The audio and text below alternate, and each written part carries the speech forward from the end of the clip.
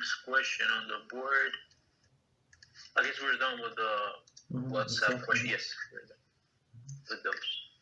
So the next question on the board, meaning the first one, says Shalom Kavod Harav. What happens if a woman is scheduled to go to the Mikvah for her conversion, but ends up becoming Niddah? Do they have to reschedule the conversion?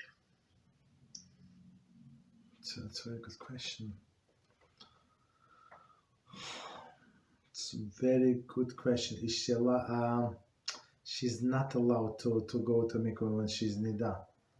So what? Tell her what people do, what women do.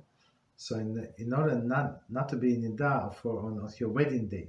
So same as a conversion day. So they actually allowed to take some birth control pills to direct the period. So it would be not would come on this specific week.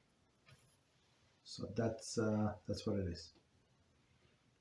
Because practically speaking, when they getting married, so a couple getting married, so unless they together, physically together, intimately together, there is a problem. They're not completely married.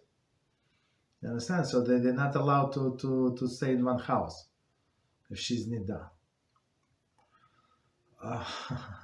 So in order to avoid that, of course, maybe she's going to be pure in the next day, 2 days after, but practically we understand that women are nervous, and it's not like they desire, or according to regular calculation, it was a different date, totally different date, but because of their stress, it's very possible. That's why many rabbis would allow to take this to these pills. I'm not sure how long in advance they do.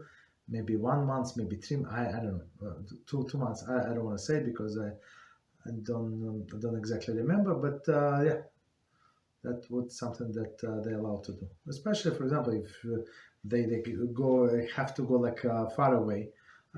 Based in you can reschedule. I think if you give them advance notice, you can reschedule. But what if she start bleeding in the morning, of the day of, what she's going to do? Okay.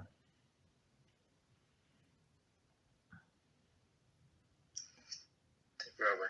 You're welcome.